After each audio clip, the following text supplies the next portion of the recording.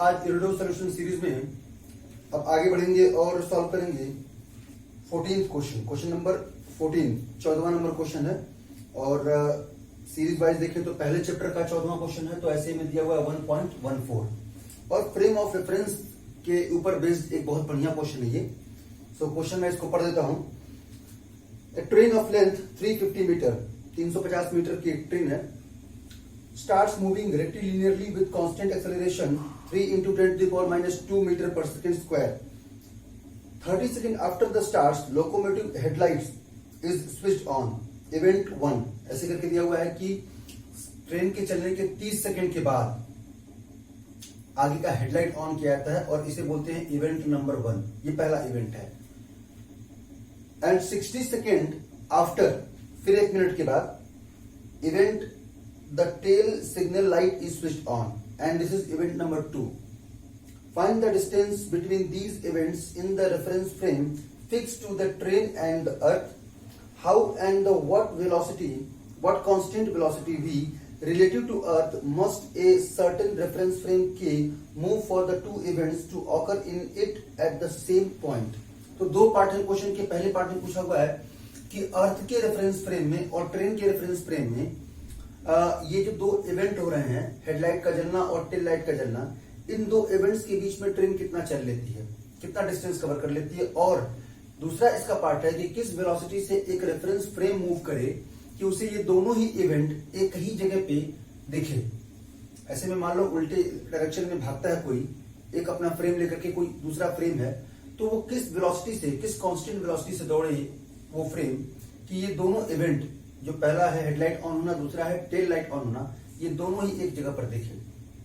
तो ये दो पार्ट है इस क्वेश्चन के, और क्वेश्चन का पहला पार्ट सॉल्व करते हैं।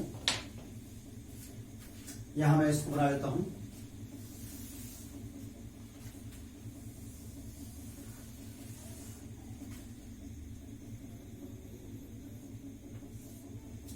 हालांकि मैं 2 पहियों वाली ही ट्रेन बना रहा हूं, बट बनाने के लिए कुछ भी बना सकते हैं, उसमें कोई दिक्कत नहीं है। ऐसे मैं 3 लोकेशन ले लेता हूं। ये मान लेता हूं एट इक्वल 0 की कंडीशन है। ट्रेन स्टार्ट होने के 30 सेकंड बाद हेडलाइट ऑन किया जाता है।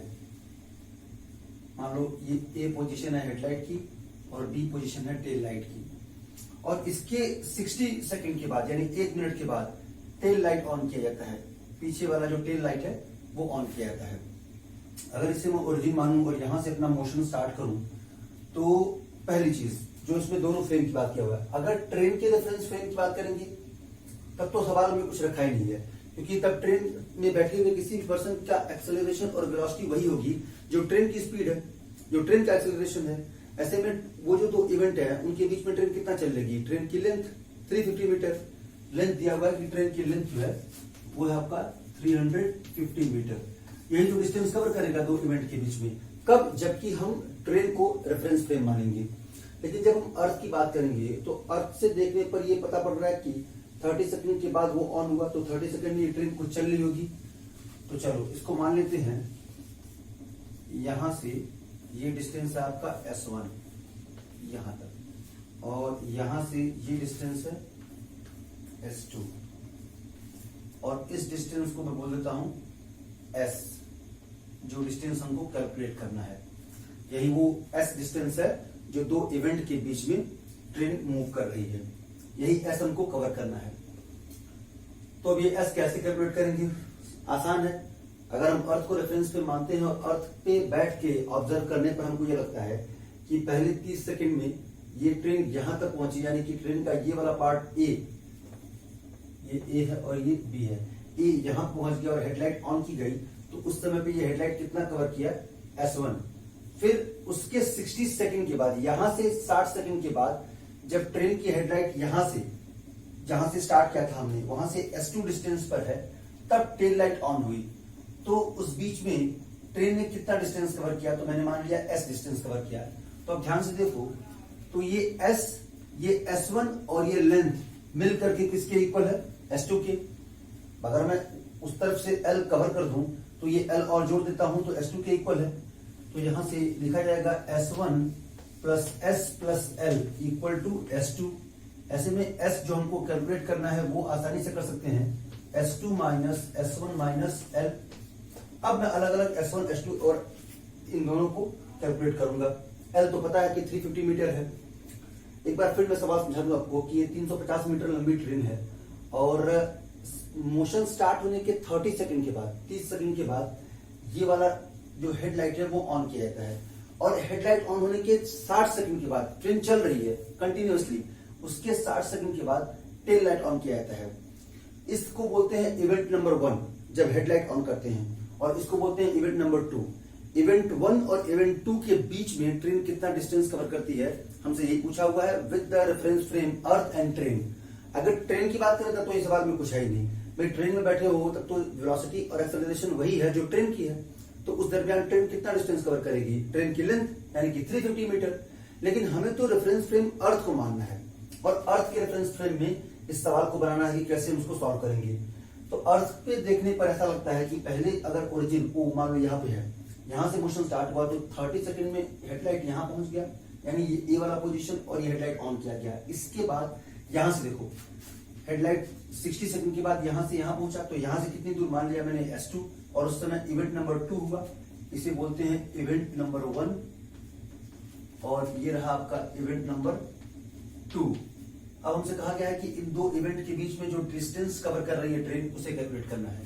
तो ध्यान से देखो, तो ये S1 और ये L डिस्टेंस मिल करके किसके इक्वल है, S2 के। तो S2 में हमको निकालना क्या है, S जो डिस्टेंस कवर कर रही है वो हो जाएगा आपका S2, इन दोनों को उधर भेजोगे तो माइनस S1 और L। अब S1 S2 अलग अलग कैलकुलेट कर लेते हैं। जिस समय पे मान लो ओरिजिन से मोशन स्टार्ट हुआ तो 30 सेकंड में, मान लो ये टाइम है आपका T और 60 सेकंड, तो उसको T डैश मान लेंगे। तो यहां से T टाइम में ये यहां पहुंच गया पॉइंट A, तो इसके लिए S1 कवर किया इसने, ये डिस्टेंस है S1, तो S1 लिखा जाएगा, भाई स्टार्टिंग में तो रेस्ट पे था तो डायरेक्ट मैं लिखता हूं हाफ AT²।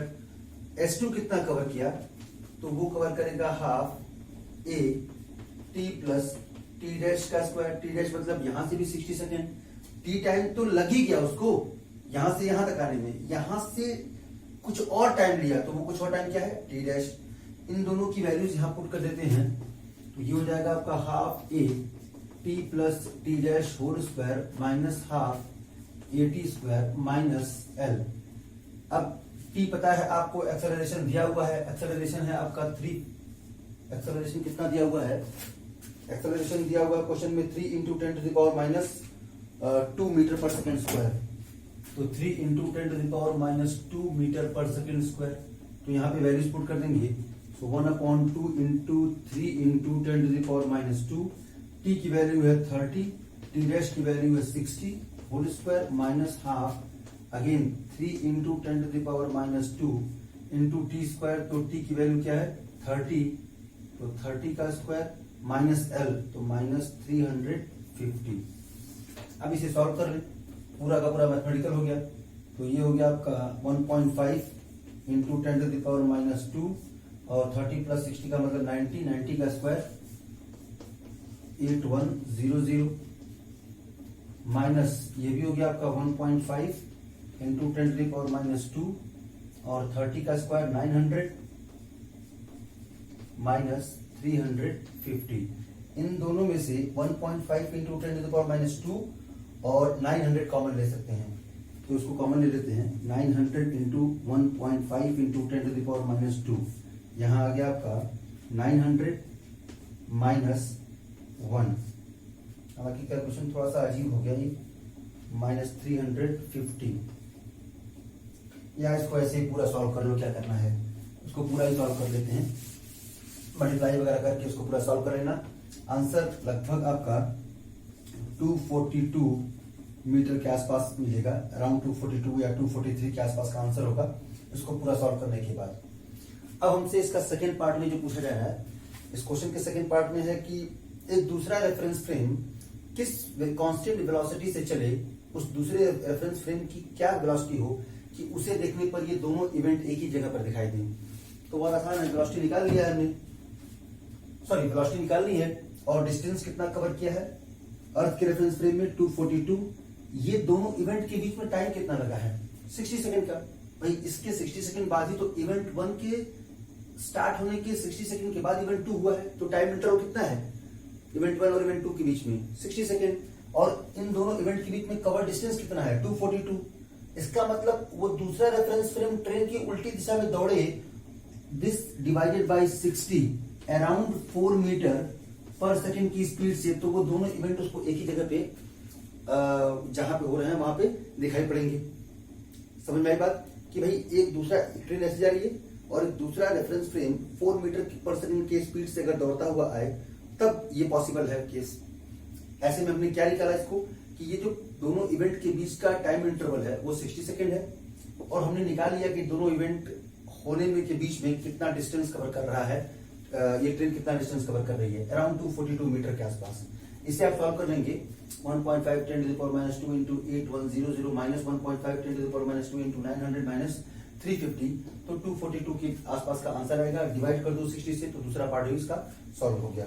तो ये रहा आपका क्वेश्चन नंबर 1.14, जो कि एक अच्छा क्वेश्चन था रेफरेंस फ्रेम के ऊपर।